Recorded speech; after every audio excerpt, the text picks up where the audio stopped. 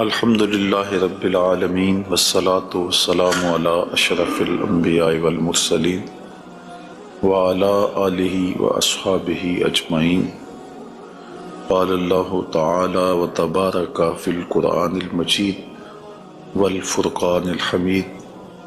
بسم اللہ الرحمن الرحیم۔ والضحی واللیل اذا سجی۔ صدق اللہ مولانا العظیم وصدق رسولہ النبی الکریم الرؤوف الرحیم۔ اللہم نور قلوبنا بالقرآن وزین اخلاقنا بالقرآن وادخلنا الجنة بالقرآن ونجنا من النار بالقرآن۔ قال اللہ تعالی وتبارک فی شان حبیبہ مخبرا وآمرا ان اللہ وملائکتہ یصلون علی النبی یا ایہا الذین آمنوا صلوا علیہ وسلموا تسلیما۔ الصلاة والسلام علیک یا نبی الرحمہ وعلی آلک واصحابک یا رسول الملاحمہ۔ الصلاة والسلام علیک یا رسول اللہ وعلی آلک واصحابک یا محبوب رب العالمین۔ تمام حمد و ثنا، تعریف و توصیف اللہ جل مجدہ الکریم کی ذات بابرکات کے لیے، جو خالق کائنات بھی ہے اور مالک شاشہات بھی۔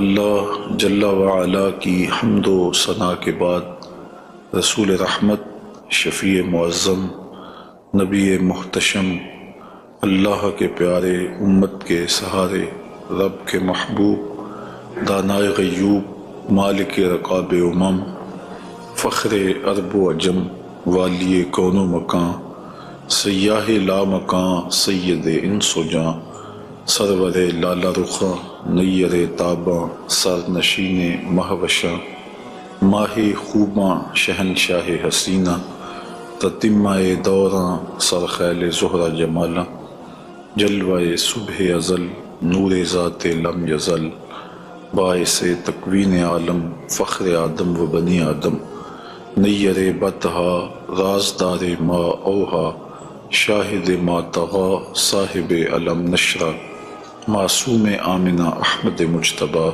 حضرت محمد مصطفیٰ صلی اللہ علیہ وآلہ وسلم کے حضور ناز میں اپنی عقیدتوں، ارادتوں اور محبتوں کا خراج پیش کرنے کے بعد، عالی مرتبت محتشم سامعین، السلام علیکم ورحمۃ اللہ وبرکاتہ۔ ماہ نور ربیع الاول اپنی تمام تر رعنائیوں کے ساتھ جلوہ گر ہوا جا رہا ہے، اور ہم حضور نبی رحمت صلی اللہ علیہ وآلہ وسلم کے شمائل پر کچھ باتیں آپ کے سامنے رکھنا چاہ رہے ہیں۔ اللہ تعالیٰ کلمات حق زبان پہ جاری فرمائے اور حضور کے جمال جہاں آرا کی برکتوں سے ہماری روحوں میں نکھار پیدا فرمائے۔ علماء نے لکھا ہے کہ حضور کے حلیہ شریف کو بیان کرنے سے دلوں میں حضور کی محبت پیدا ہوتی ہے، اور سننے والوں کو، بیان کرنے والوں کو حضور کا پیار ملتا ہے، حضور کی محبت ملتی ہے، اور اس کی برکت سے حضور کے دیدار کی دولت بیدار بھی نصیب ہو جاتی ہے۔ ہماری آرزو ہے کہ ہم آقا و مولا حضور ختمی المرتبت صلی اللہ علیہ وآلہ وسلم کے شمائل کا درس سنیں، بیان کریں، ہماری بھی قسمت جاگے، زندگی میں وہ شب بھی آئے کہ آنکھیں بند ہوں اور مقدر جاگ اٹھے، اور میں سو جاؤں یا مصطفیٰ کہتے کہتے، کھلے آنکھ صلی علی کہتے کہتے۔ باقی جہاں تک حضور کے شمائل کو بیان کرنے کا حق ہے، وہ کوئی بھی نہیں کر سکتا۔ ہم تو 14 صدیوں کے فاصلے پہ ہیں۔ جن لوگوں نے حضور کو دیکھا، وہ بھی حضور علیہ السلام کا حلیہ بیان کرنے سے اپنے آپ کو قاصر سمجھتے ہیں۔ فرماتے ہیں ہمارے میں طاقت نہیں کہ ہم حضور کا حلیہ بیان فرمائیں۔ چند اصحاب نے حضور کا حلیہ بیان کیا، بلکہ صحابہ ایک دوسرے سے پوچھتے تھے حضور کیسے تھے؟ میاں تم نے نہیں دیکھا؟ کہا دیکھ کر بھی نہیں دیکھا۔ ہمت ہی نہیں تھی کہ حضور کے جمال جہاں آرا کو آنکھ بھر کے دیکھ سکے۔ جن لوگوں نے حضور کا حلیہ بیان کیا ہے یہ وہ لوگ ہیں جنہوں نے یا تو حضور کو بچپن میں دیکھا ہے یا بہت قریب رہے ہیں اور حضور کو سوئے ہوئے دیکھا ہے، تو وہ حضور کا حلیہ بیان فرماتے ہیں۔ حضرت حسان بن ثابت رضی اللہ تعالی عنہ حضور کا حلیہ بیان فرماتے ہیں، کہتے ہیں کہ میں جو حضور کے شمائل کو تمہارے سامنے رکھتا ہوں تو اس کی وجہ یہ ہے کہ مجھے حضور کو دیکھنے کا ایک طریقہ آ گیا تھا، اور وہ یہ کہ فلما نظرت الی انوارہ فودعت کفی علی عینی خوفا من ذہاب بصری، تو میں اپنی آنکھوں پہ انگلیاں رکھ کے انگلیوں کی اوٹ سے حضور کے چہرے کو دیکھتا تھا کہ حضور کے جلووں کی چمک سے میری آنکھوں کی بینائی نہ جاتی رہے۔ یہ کون کہہ رہے ہیں؟ حضرت حسان بن ثابت رضی اللہ تعالی عنہ۔ اور آپ سارے اچھی طرح جانتے ہیں کہ حضرت حسان بن ثابت شاعر ہیں، اور شاعر حسن دیکھنے میں بڑا دلیر ہوتا ہے، اور وہ جو شاعر ہے اور حسن دیکھنے میں دلیر ہے وہ بھی آنکھوں پہ انگلیاں رکھ کے دیکھ رہا ہے، اور ابھی یہ حسن ظاہر نہیں ہوا۔ امام قرطبی علیہ رحمہ لکھتے ہیں کہ حضور نبی رحمت صلی اللہ علیہ وآلہ وسلم کا حسن ظاہر نہیں ہوا تھا، اور اگر جمال رسول صلی اللہ علیہ وآلہ وسلم کا ظہور ہو جاتا تو کوئی دیکھنے کی تاب ہی نہ رکھتا۔ حضور کے جمال جہاں آرا پر 70,000 بشریت کے پردے رکھے گئے، لیکن اس چھپے ہوئے حسن کو بھی دیکھنے کی تاب نہیں ہے، اور اگر یہ حسن بے نقاب ہوتا تو کیا ہوتا؟ یہی بہتر ہے کہ وہ پردے میں روح پوش رہے، وہ اگر پردہ اٹھا دے تو کسے ہوش رہے۔ حضرت شاہ ولی اللہ محدث دہلوی علیہ رحمہ نے اپنے والد حضرت شاہ عبد الرحیم محدث دہلوی علیہ رحمہ سے روایت کیا ہے کہ میرے والد شاہ عبد الرحیم خواب میں حضور کی زیارت کی، اور یہ بات آپ اچھی طرح جانتے ہیں کہ جس نے حضور کو خواب میں دیکھا اس نے حضور کو ہی دیکھا۔ شیطان خواب میں آ کر بھی حضور کی مثل ہونے کا دعویٰ نہیں کر سکتا۔ تو خواب میں حضور کو دیکھا اور عرض کی یا رسول اللہ صلی اللہ علیہ وسلم، آپ نے فرمایا ہے انا املہ و اخی یوسف اصبہ، میں نمکین حسن والا ہوں اور میرا بھائی یوسف میٹھے حسن والا تھا۔ وہاں تو زنان مصر کی انگلیاں کٹ گئیں، اور یہاں ایسا کوئی واقعہ پیش نہیں آیا، جبکہ حسن ملی حسن صبی کی نسبت زیادہ پرکشش ہوتا ہے، تو وہاں انگلیاں کٹ گئیں اور یہاں ایسا کوئی واقعہ پیش نہیں آیا، تو اس کی کیا وجہ ہے؟ تو حضور نے جو خواب میں جواب دیا وہ حضرت شاہ عبد الرحیم نے بیان فرمایا، اور شاہ ولی اللہ محدث دہلوی علیہ رحمہ نے در سمین میں اس کو لکھا۔ آقا کریم نے فرمایا جمالی مستور عن اعین الناس غیرۃ من اللہ، اے عبد الرحیم، اللہ نے غیرت محبت کی وجہ سے میرے حسن کو لوگوں کی نظروں سے چھپا کے رکھا ہے۔ کوئی محب نہیں چاہتا کہ میرا محبوب کوئی دیکھے۔ قتیل شفائی نے کہا تھا نا، اس حد تلک بڑھ گئی ہے بے اعتمادی کہ تجھ کو تجھ سے بھی چھپانا چاہتا ہوں۔ وہ کہتا ہے میری تو آرزو یہ ہے کہ تو آئینہ بھی نہ دیکھے۔ تو محب کی غیرت ہوتی ہے کہ اس کے محبوب کو کوئی نہ دیکھے۔ تو کہا کہ میرے حسن کو لوگوں کی نظروں سے چھپا کے رکھا گیا ہے، اور اگر یہ حسن ظاہر کر دیا جاتا تو کوئی تاب نہ لا سکتا۔ تو یہ چھپے ہوئے حسن کا عالم ہے کہ دیکھنے والوں کو پھر بھی انگلیاں رکھ کے دیکھنا پڑتا ہے، اور اگر یہ بے نقاب ہوتا تو پھر کون تاب لا سکتا؟ مولانا حسن رضا اعلیٰ حضرت کے برادر محترم فرماتے ہیں وہ اگر جلوہ کریں کون تماشائی ہو۔ تو یہ وہ حسن ہے کہ جو تمام کا تمام ظاہر نہیں کیا گیا اور لوگوں کی نگاہوں سے پوشیدہ رکھا گیا، لیکن وہ بشریت کے پردوں کی اوٹ سے چھن چھن کے بھی اس قدر تابہ ہے کہ پوری کائنات کے اندر رنگ اسی حسن کے جھلکتے دکھائی دیتے ہیں۔ اور ہر طرف اسی کے انوار پھیلے ہوئے نظر آتے ہیں۔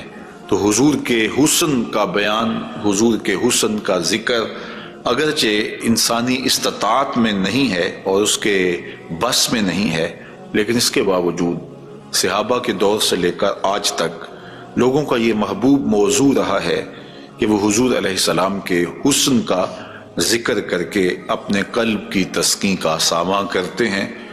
علماء نے یہ بھی لکھا ہے کہ جو شخص حضور کے حسن کو بیان کرے، لوگوں کے دلوں میں اس کے لیے پیار پیدا ہو جاتا ہے۔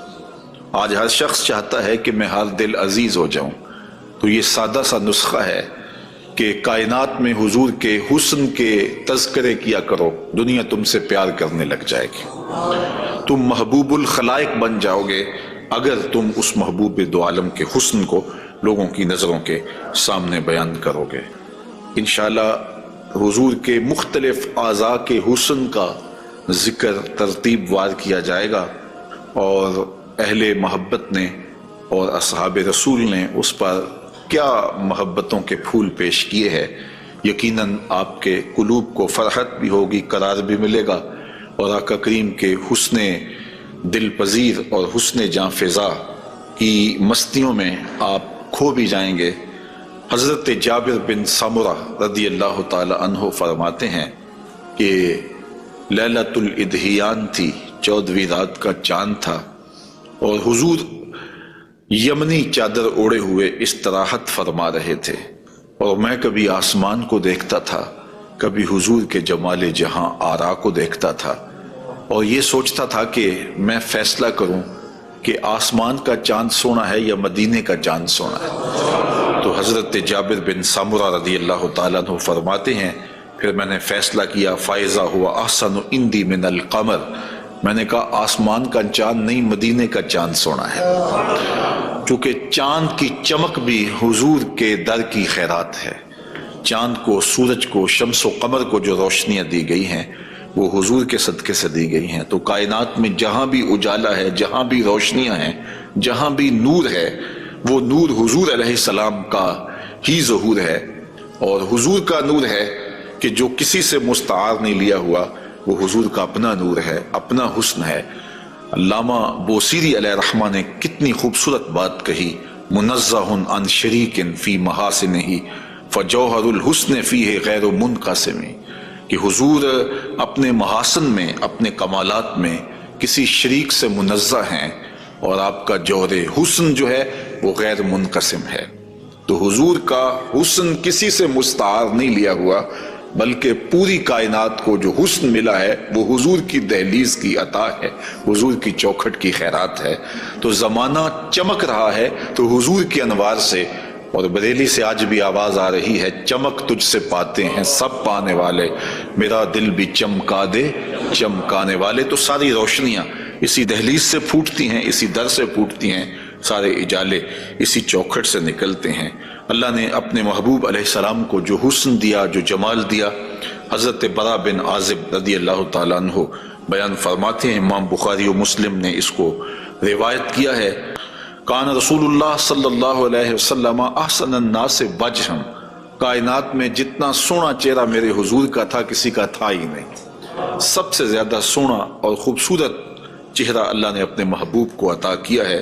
اور حضرت ابو ہریرہ رضی اللہ تعالی عنہ سے معروف روایت ہے جس کو امام ترمذی نے اور باقی محدثین نے روایت کیا ہے، حضور فرماتے ہیں حضرت ابو ہریرہ، ما رأیت شیئا احسن من رسول اللہ صلی اللہ علیہ وسلم، میں نے حضور سے سونا کوئی دیکھا ہی نہیں۔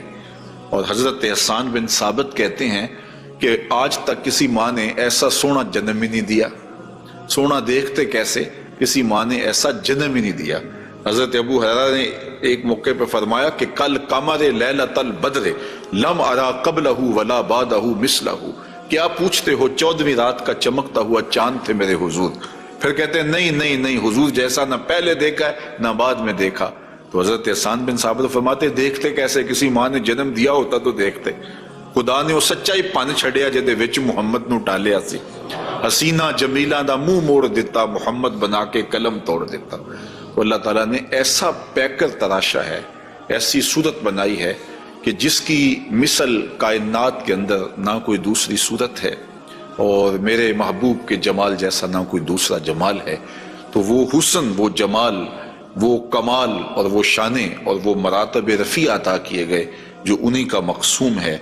حضور کا پورا جسم انور اور حضور کا وجود مسعود برکتوں سے مالا مال تھا اور حسن اور جمال کا آئینہ دار تھا۔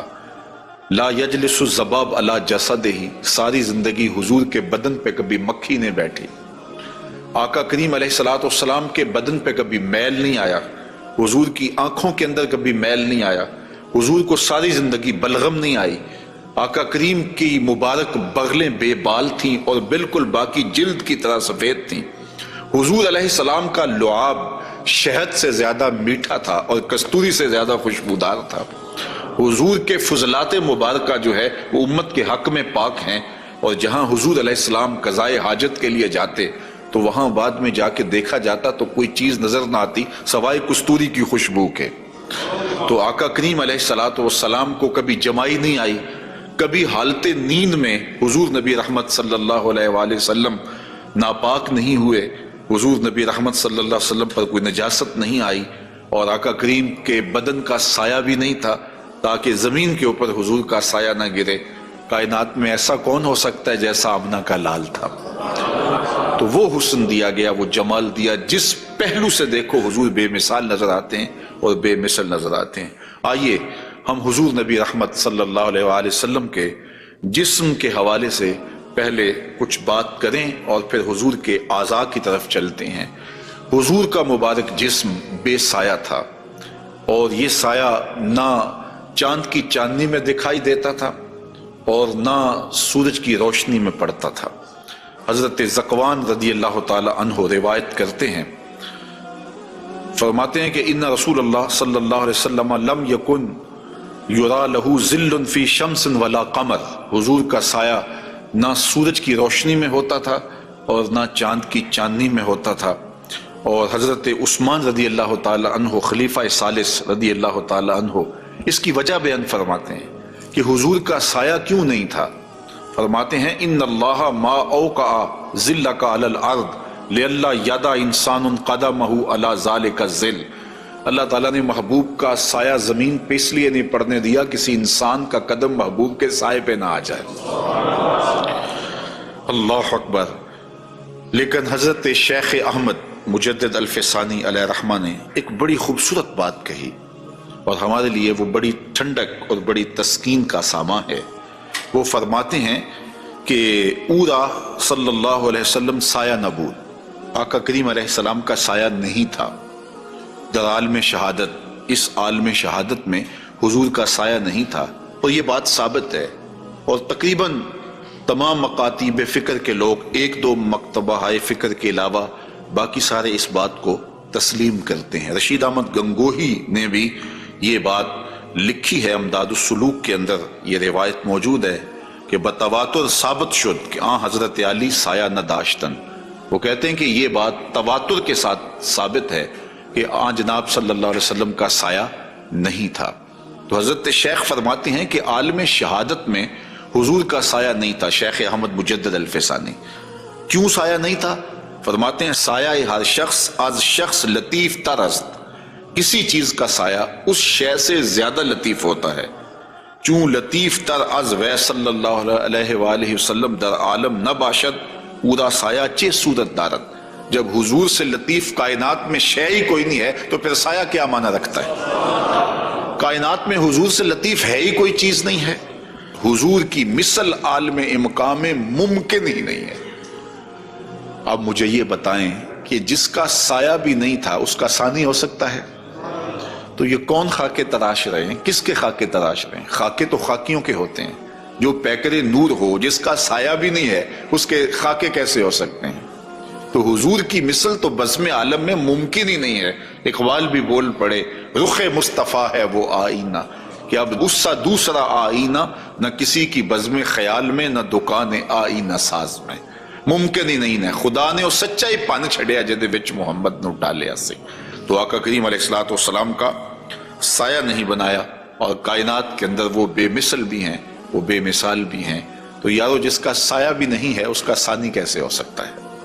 تو آقا کریم علیہ الصلوۃ والسلام کا مبارک قد انور، حضور کا جسم نور، اللہ تعالیٰ جل شانہ نے حضور کو قد رانا دیا ہوا۔ امیر خسرو نے کہا تھا نا، پری پیکر نگارے سرو قد لالا رخسارے، سراپا آفت دل بود شب جائے کہ من بودم، خدا خود میرے مجلس بود اندر لا مکان خسرو، محمد شم محفل بود شب جائے کہ من بودم۔ تو حضور کا قد انور، اللہ اکبر، اس کے بارے میں حضرت سیدنا علی المرتضیٰ رضی اللہ تعالی عنہ سے مروی روایت سنیے۔ فرماتے ہیں لم یکن بالطویل الممغت ولا بالکثیر المتردد وکان ربعۃ من القوم لم ارى قبلہ ولا بعدہ مثلہ۔ فرمایا کہ حضور علیہ السلام کا قد لمبا بھی نہیں تھا، حضور پست قامت بھی نہیں تھے، حضور درمیانی قد و قامت کے حامل تھے۔ پھر آگے کہتے ہیں نہیں حضور جیسا نہ پہلے دیکھا نہ بعد میں دیکھا۔ اور حضرت انس رضی اللہ تعالیٰ عنہ فرماتے ہیں کان رسول اللہ صلی اللہ علیہ وسلم لیس بالذاہب طولا وفوق الربا اذا جامع القوم غمرہم۔ فرماتے ہیں حضور پست قامت نہیں تھے، حضور درمیانی قد و قامت کے تھے۔ پھر کہتے ہیں نہیں، درمیانی قد و قامت سے بھی اٹھتا ہوا حضور کا قد تھا، یعنی قد اتنا لمبا نہیں تھا کہ بہت لمبا قد بھی اچھا نہیں لگتا اور پست قامتی بھی عیب ہے، تو درمیانہ قد ہونا یہ حسن ہے، لیکن درمیانے سے بھی کچھ اٹھتا ہوا یہ مزید حسن ہے، اور یہ اللہ نے اپنے محبوب کو قد دیا تھا۔ لیکن اس کے ساتھ یہ شان تھی کہ لمبے لمبے قد والے لوگ موجود ہوتے اور حضور بھی ان میں موجود ہوتے۔ اذا جامع القوم غمرہم، جب حضور تشریف فرما ہوتے تو حضور سب سے اونچے دکھائی دیتے، قد درمیانہ تھا لیکن دکھائی اونچے دیتے۔ علماء نے اس کی تشریح میں لکھا ہے کہ حضور علیہ الصلوۃ والسلام کا یہ معجزہ تھا، یہ شان تھی، یہ نبوی وجاہت تھی کہ حضور سب سے اونچے دکھائی دیتے تھے۔ ام معبد جو حضور کا حلیہ بیان کرتی ہیں، اور انشاءاللہ ان سے مروی روایت اور ان کا تفصیلی واقعہ ہم آگے چل کے بیان بھی کریں گے، تو وہ حضور کے قد پر کہتی ہیں غصن بین غصنین، دو شاخوں کے درمیان اٹھتی ہوئی جیسے شاخ ہوتی ہے، اس طرح حضور کا قد رانا تھا۔ تو آقا کریم علیہ السلام کا قد، اللہ اکبر۔ حضرت انس سے ایک اور روایت سن لیجئے، وہ فرماتے ہیں کان رسول اللہ صلی اللہ علیہ وآلہ وسلم احسن الناس قواما و احسن الناس وجہا، کہتے ہیں جیسی قد و قامت میرے حضور کی تھی، کائنات میں اتنا سونا قد کسی کا نہیں، اور جتنا سونا چہرہ میرے حضور کا تھا ایسا سونا چہرہ کسی کا نہیں ہے۔ قد بھی سونا اور چہرہ بھی سونا، اور زمانے میں اتنا سونا رب نے کوئی پیدا ہی نہیں کیا، چونکہ سب سے حسین سب سے جمیل اپنے محبوب کو بنایا۔ لکھاں آئے لوگ زمانے تے محبوب خدا جیا کوئی نہیں، لکھاں سونے بن بن بیندے نے اودی خاکے پا جیا کوئی نہیں۔ جو حسن انہیں دیا، جو جمال انہیں دیا، وہ انہی کی خوبی ہے۔ حضور نبی رحمت صلی اللہ علیہ وآلہ وسلم کے قدموں کے حسن کا ذکر کرتے ہیں۔ حضرت نبی رحمت صلی اللہ علیہ وآلہ وسلم کے مبارک قدموں کی جو ہتھیلیاں تھیں وہ پرگوشت تھیں، اور انگلیاں قوی بھی تھیں، مضبوط تھیں اور خوشنما تھیں، اور مبارک تلوے گہرے تھے اور صاف تھے، نرم تھے اور چکنے تھے۔ اگر ان پر پانی ڈالا جائے تو پانی بہہ جاتا، اور جب آقا کریم چلتے تو حضور ایسے لگتا جیسے بلندی سے نیچے اتر رہے ہیں۔ وقار کے ساتھ حضور قدم زور کے ساتھ اٹھاتے اور وقار کے ساتھ آگے بڑھاتے، اور یوں محسوس ہوتا کہ جس طرح بلندی سے حضور نیچے کی طرف آ رہے ہیں۔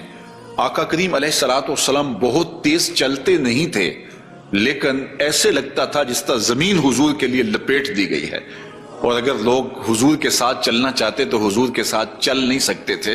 اللہ نے اپنے محبوب کو وہ رفتار عطا فرمائی، زمین بھی سمیٹ دی گئی تھی حضور کے لیے، اور وقت بھی سمیٹ دیا گیا تھا حضور کے لیے۔ اور آقا کریم علیہ الصلوۃ والسلام کے قدم مبارک کی انگلیاں وہ بڑی خوبصورت تھیں، لیکن جو درمیان والی انگلی ہے وہ انگلی باقی انگلیوں سے زیادہ قد آور تھی، لمبی تھی۔ آئیے ذرا اس انگلی کا حال حضرت میمونہ بنت کردم رضی اللہ تعالی عنہا سے سنیے۔ یہ ایک صحابیہ ہیں جو اپنے والد گرامی کے ساتھ حضور کی خدمت میں حاضر ہوئیں۔ تو ان کے والد گرامی نے حضور سے کوئی بات پوچھی، اور آقا کریم اس وقت ناقہ کے اوپر، اونٹنی کے اوپر سوار تھے، تو ان کا جی چاہا کہ میں حضور کا دیدار کروں، لیکن حضور کے چہرے کی وجاہت نے ان کو حضور علیہ السلام کے چہرے کی جانب آنکھ بھر کے دیکھنے نہ دیا، تو کہا اب آئی ہوں تو حضور کے مبارک پاؤں کو دیکھنے لگی۔ تو حضرت میمونہ بنت کردم فرماتی ہیں فما نسیتو فی ما نسیتو طول اصبع قدمہ السباب علی سائر اصابہ، کہا مدت ہو گئی ہے میں نے حضور علیہ السلام کو دیکھا تھا، اور حضور کے مبارک پاؤں کی انگلیوں میں سے جو درمیان والی انگلی ہے، اس انگلی کا جو قد باقی انگلیوں سے تھوڑا سا لمبا تھا، آج تک میری آنکھوں سے وہ حسن نہیں ہٹتا ہے، وہ حسن ہی زائل نہیں ہوتا ہے۔ اب تک میری نگاہوں میں وہی جلوے ہیں کہ حضور علیہ السلام کی انگلی جو ہے وہ باقی انگلیوں کی نسبت جو ہے وہ زیادہ درمیان والی انگشت سبابہ جو تھی وہ زیادہ لمبائی میں تھی۔ تو حضرت میمونہ بنت کردم ابھی تک اس انگلی کے حسن میں کھوئی ہوئی ہیں۔ مجھے بتاؤ جس کی انگلی، پاؤں کی انگلی اتنی حسین ہے، اس کی آنکھیں کتنی حسین ہوں گی۔ وہ کیا کسی نے کہا نا کہ قدموں میں جبیں کو رہنے دو، چہرے کا تصور مشکل ہے۔ قدموں پہ جبیں کو رہنے دو، چہرے کا تصور مشکل ہے، جب چاند سے بڑھ کر ایڑی ہے رخسار کا عالم کیا ہوگا۔ یہ تو انگلی کا حسن ہے کہ میمونہ بنت کردم ساری زندگی یہی احساسہ ہے، لوگوں کو بتاتی ہیں کہ لوگوں میں نے حضور کی انگلی دیکھی ہوئی ہے۔ تو جس نے حضور کے قدم انور کی انگلی کی زیارت کی ہے وہ تو ناز کرے، اور پھر اس عائشہ صدیقہ محبوب کائنات کی قسمت پہ ناز نہ کریں جن کی آغوش میں حضور کا سر انور ہوتا تھا۔ تو حضرت میمونہ بنت کردم رضی اللہ تعالی عنہ فرماتی ہیں کہ میں ابھی تک اس انگلی کے جمال کو بھول نہیں پائی۔ آقا کریم علیہ السلام کے قدموں کے بارے میں آتا ہے کہ کان رسول اللہ صلی اللہ علیہ وسلم احسن البشر قدما، کائنات میں جتنے سونے قدم میرے حضور کے تھے اتنے سونے قدم بھی کسی کے نہیں تھے۔ حضرت انس اور حضرت ابو ہریرہ اور ہند بن ابی حالہ رضی اللہ تعالیٰ عنہ حضور کے قدموں کے بارے میں شسن القدمین، اور حضرت امام ترمذی نے مسیح القدمین کے لفظ بولے ہیں کہ نرم آپ کے قدم تھے، اور آپ کے قدم جو ہے وہ چمکدار تھے، روشن تھے، آپ کے قدم پرگوشت تھے، اور آپ کے مبارک پاؤں خوبصورت تھے۔ اور تلوے جو تھے اس کے بارے میں دو روایات ہیں، ایک روایت یہ ہے کہ اخمسان، اور ایک روایت کے اندر لفظ ہیں لیس لہا اخمس، کہ جو تلوے ہیں وہ درمیان سے جو ہیں وہ پرگوشت تھے، اور ایک ہے کہ درمیان سے پرگوشت نہیں تھے۔ تو یہ دو روایات کی تطبیق کیسے ہوگی؟ بعض نے کہا کہ حضور کے مبارک تلوے جو تھے وہ درمیان سے پرگوشت نہیں تھے، اور بعض نے کہا کہ بالکل درمیان سے پرگوشت ہی تھے اور بالکل سیدھے تھے۔ علماء نے کہا کہ درمیان سے خلا تو تھا، لیکن جب حضور قدم رکھتے تھے تو آقا کریم علیہ السلام قدم جو ہے وہ پوری طرح جماؤ کر کے رکھتے تھے، اور جب وہ نقش بنتا تھا تو وہ نقش پورا بنتا تھا۔ اور یہاں محدثین نے کمال کر دی، کہا رب نے یہ نہیں چاہا کہ میرے محبوب کے تلووں کا نقش ناتمام بنے، نقش پورا بنتا تھا۔ تو جنہوں نے نقش کو دیکھ کر تلووں کا اندازہ لگایا انہوں نے کہا کہ نہیں، وہ تلوے بالکل برابر تھے اس لیے کہ نقش پورا بنتا تھا، اور جنہوں کو تلوے دیکھنے کی سعادت نصیب ہو گئی تو انہوں نے کہا نہیں، ہم نے دیکھے ہیں کہ جو ہے وہ درمیان میں جو ہے وہ کم گوشت تھا اور اطراف میں گوشت زیادہ تھا۔ تو صحابہ نے حضور کے تلووں کے بارے میں یہ رائے بیان فرمائی ہے۔ حضرت ابو ہریرہ رضی اللہ تعالی عنہ فرماتے ہیں انہ صلی اللہ علیہ وسلم کان اذا مشى علی الصخر غاصت قدماہ فیہ، جب کبھی آپ ننگے پاؤں چلتے کسی پتھر کے اوپر، کسی چٹان کے اوپر، تو وہ چٹان اور پتھر حضور کے لیے نرم ہو جاتے، اور آقا کریم علیہ السلام کے مبارک قدم جو ہے اس پتھر کے اندر جو ہے وہ دنس جاتے اور نشان بن جاتے۔ جس طرح مقام ابراہیم پہ آپ دیکھ سکتے ہیں کہ حضرت اسماعیل علیہ السلام کے قدموں کے نشانات اس پتھر نے محفوظ کر لیے، تو یہ پتھر جن پتھروں پہ حضور چلتے تھے وہ اپنی چھاتی پہ حضور کے تلووں کے نشان محفوظ کر لیتے تھے۔ سلطان قاتبائی نے باقاعدہ ایک ایسا پتھر جس پر حضور کے قدموں کے نشانات موجود تھے وہ 20,000 دینار میں اس زمانے میں خریدا اور خرید کے ساری زندگی اپنے پاس رکھا اور مرنے سے قبل وصیت کی کہ جب میں مر جاؤں تو یہ پتھر میری قبر کے سرہانے لگانا۔ علامہ خفاجی علیہ رحمہ نسیم الریاض میں لکھتے ہیں کہ وہ پتھر آج بھی ان کی قبر کے سرہانے پہ لگا ہوا ہے اور لوگ اس کو اپنے لیے اعزاز سمجھتے تھے، اور یہ وہ قدم ہیں کہ جہاں آتے اس جگہ کی قسمت جاگ پڑتی۔ یہ قدم اور یہ مبارک تلوے یہ تو عرش نے بھی چومے ہیں نا۔ اعلیٰ حضرت نے کیا خوب کہا، زہے عزت و اے طلائے محمد، کہ ہے عرش حق زیر پائے محمد۔ یہ عرش حق حضور کے قدموں کے تلے تھا اور یہ تلوے وہاں عرش الہی پہ لگے ہیں، اور یہ وہی تلوے ہیں جو حضرت جبریل امین کو چومنے کی سعادت بھی ملی ہے۔ جب معراج کی شب حاضر ہوئے تو محبوب استراحت کر رہے تھے تو جبریل عرض گزار ہوئے کہ محبوب تیرا نبی تو سویا ہے، تو آواز آئی یا جبریلو قبل قدمہ، میرے محبوب کے قدم چوم لے۔ تو جبریل امین نے حضور کے قدم چوم لیے تو پھر کیا لطف آیا ہوگا۔ کسی نے تصور میں جبریل سے پوچھا کہ حضور کے قدم چومے تھے، تلیاں چومی تھیں، تو بتا کیا کیف ملا؟ تو اس نے زبان حال سے کہا، نہ جنت کی کلیوں میں دیکھا مزہ جو محمد کی تلیوں میں دیکھا۔ حضور علیہ السلام کے مبارک قدم جہاں پڑتے وہاں رحمتیں اور برکتیں ہی نازل ہوتی۔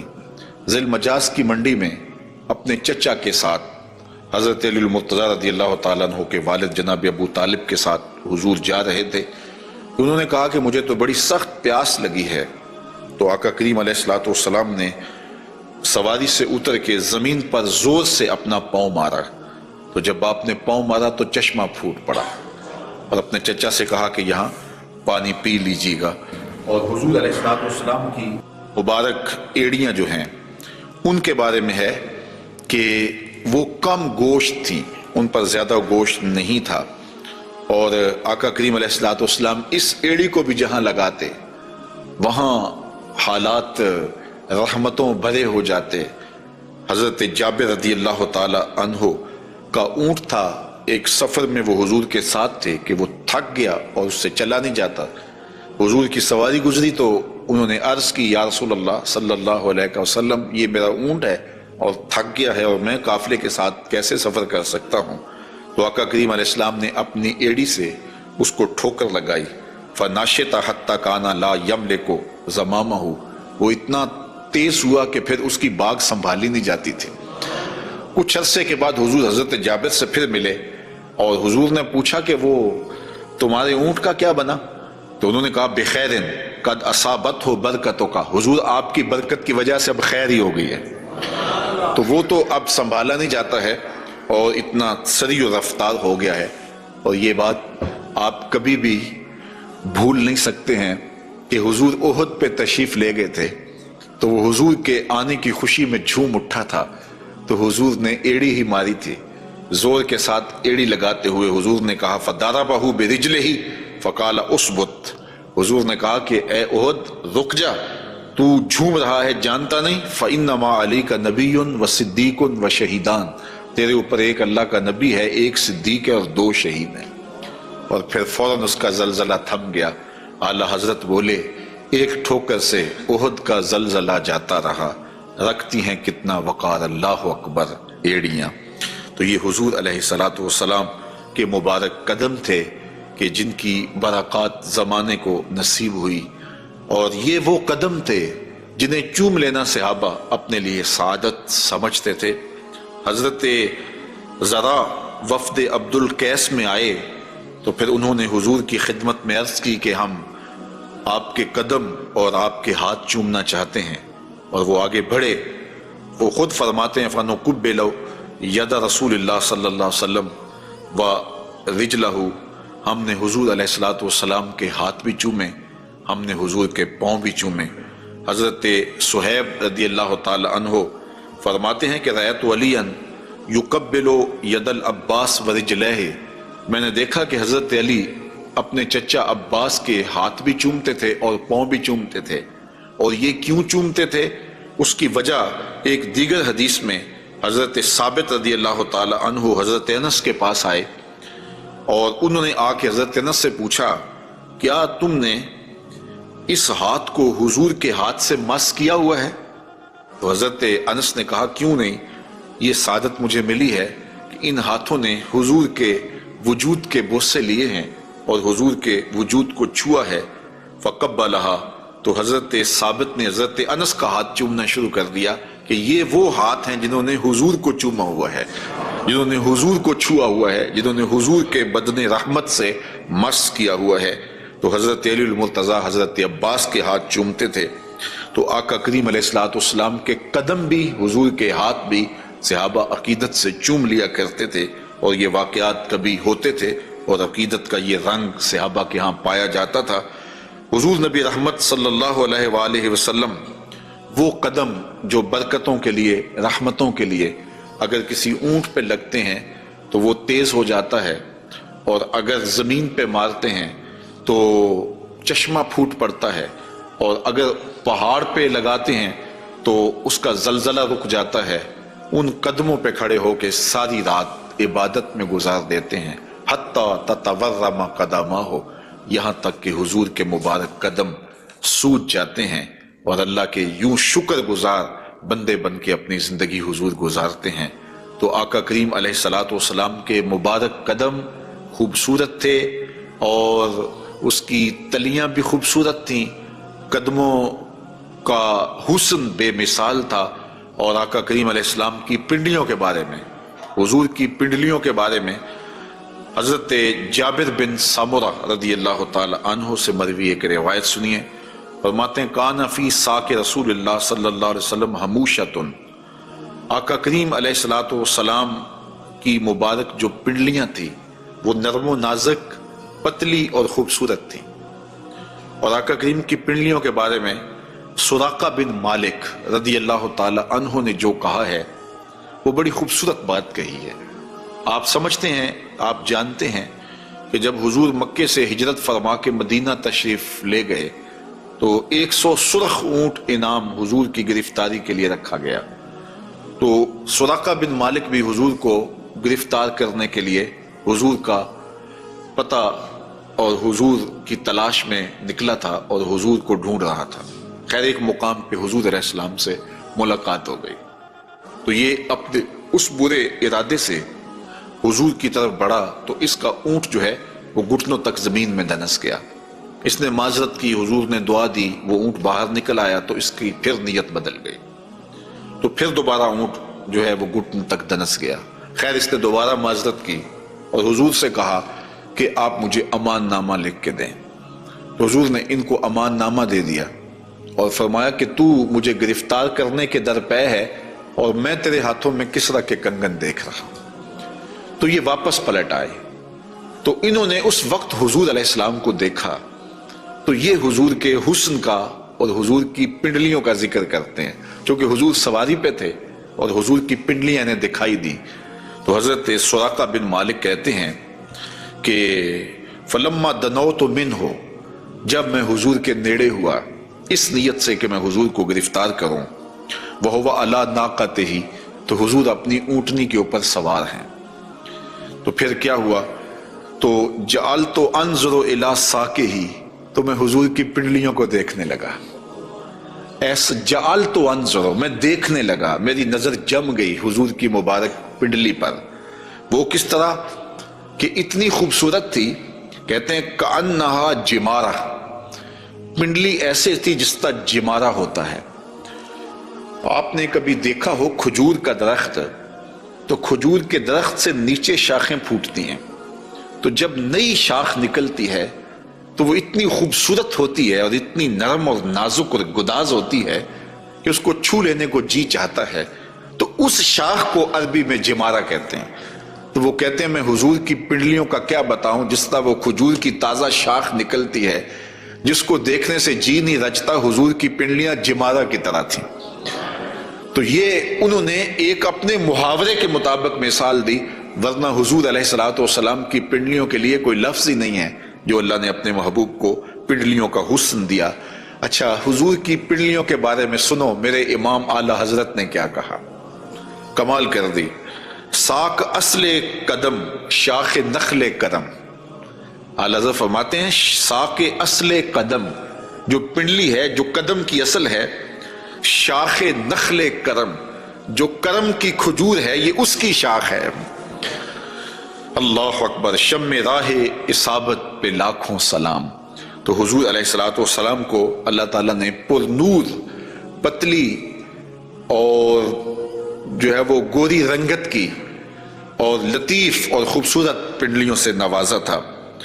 اور حضور کے زانوئے منور کے بارے میں حضرت علی المرتضیٰ رضی اللہ تعالیٰ عنہ فرماتے ہیں دخم الکرادیس، رسول کریم صلی اللہ علیہ وآلہ وسلم کے مبارک زانوئے نور کے بارے میں دخم الکرادیس کے لفظ بھی ہیں، اور دوسری روایت مروی ہے سعد ابن ابی شیبہ سے، اس میں لفظ ہیں کان رسول اللہ صلی اللہ علیہ وسلم جلیل المشاش، آقا کریم علیہ السلام کے زانو مبارک مضبوط تھے، پرگوشت تھے اور خوبصورت تھے۔